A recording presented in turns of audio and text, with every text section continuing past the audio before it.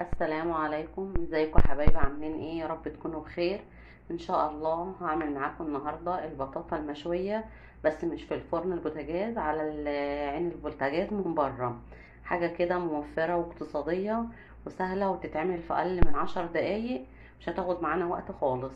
اول حاجه هنسمي الله ونصلي على الرسول، وهنبدا مع بعض الوصفه.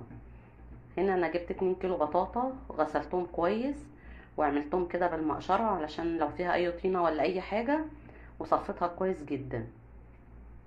وهنا هجيب حلة فاضية، واحط في قاع الحلة هنا ورقة زبدة، بحيث ان البطاطا ما تلزقش في قاع الحلة ولا تتلسع، وتستفادي منها كلها ما يحصلهاش حاجة.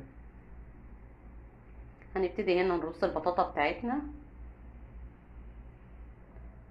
انا جايباها يا حبايبي حجم وسط، مش جايباها كبيره قوي.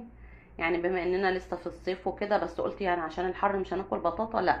احنا ان شاء الله مش هنشغل الفرن ولا هنسخن الشقه، بس هنعملها بطريقه تانية على عين البوتاجاز من بره.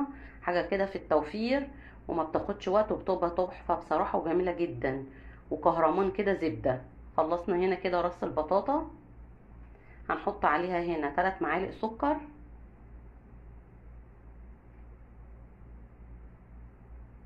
وكوبايتين من الميه. الطريقة دي جميلة جدا، وبتخلي البطاطا مزبدة بصراحة، وجميلة جدا، عاملة زي العجمية كده ما شاء الله عليها.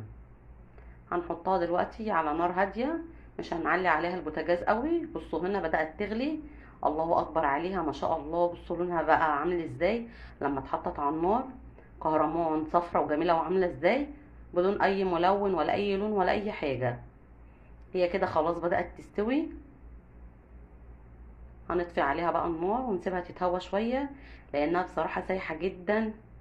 يا دوبك بس بحركها كده بالمعلقه بالعافيه.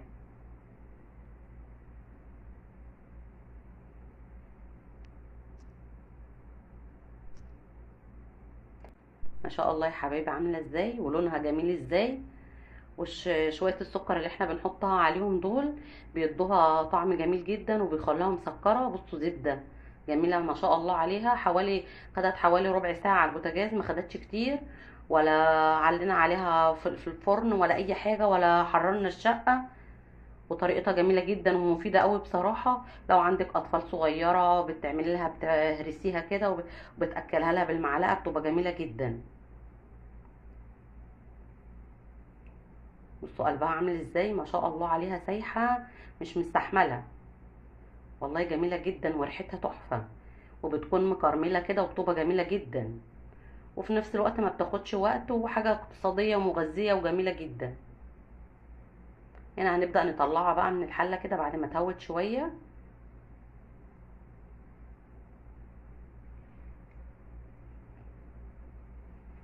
بصوا عاملة ازاي ما شاء الله عليها، مش مستحملة.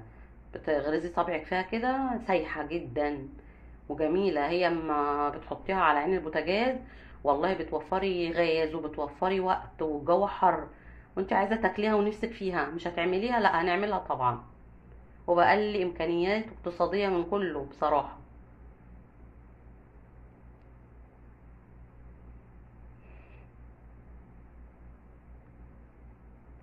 بصوا يا جماعة، هنا ورقة الزبدة بقى فايدتها ان هي ما تلسعش في قاع الحلة، ولا تتحرق، ولا طعمها يتغير، ولا اي حاجة. لحد اخر واحدة ما شاء الله، محفوظة فيها كده، ولا مهرية ولا حاجة. وهنا بقى اللي بيحبها مشوية، نقسم الواحدة 2 كده علشان ما تبقاش كبيرة، ونحطها هنا في جريل، ونحاول ان احنا نقلبها على الناحيتين كده، نديها صدمة كده. ما شاء الله عليها. ولو عايزاها بقى طعم الفحم فيها، ممكن تعملي لها فحمية على البوتاجاز، وتحطيها في قلبها كده في ورق فويل، وتغطيها بغطا بعد ما تخلصي.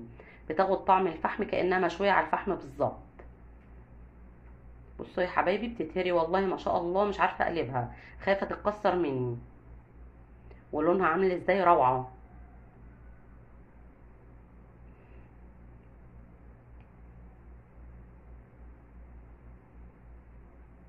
اللهم صل على النبي، عليها حكاية حكاية والله، جميلة جدا. جربوها بالطريقة بتاعتي ديت، هتعجبكم جدا، احسن من المشوية في الفرن، وبتاخد وقت، وبتخلي الشقة نار من تشغيل الفرن في الحر ده.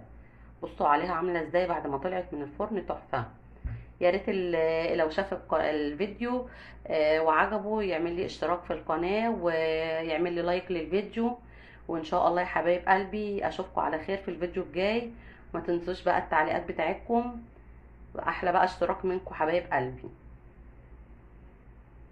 فعلوا لي زر الجرس كده عشان الفيديو يوصل للمشتركين كلها ويستفاد منه ان شاء الله. اشوفكم على خير يا حبايب قلبي.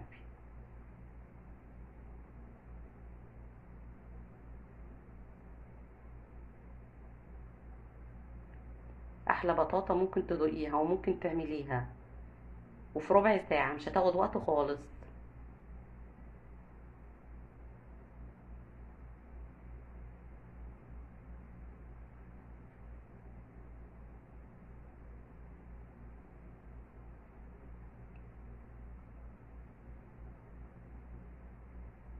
متنسوش بقى اللايك والاشتراك في القناة، ومع السلامة حبايب قلبي.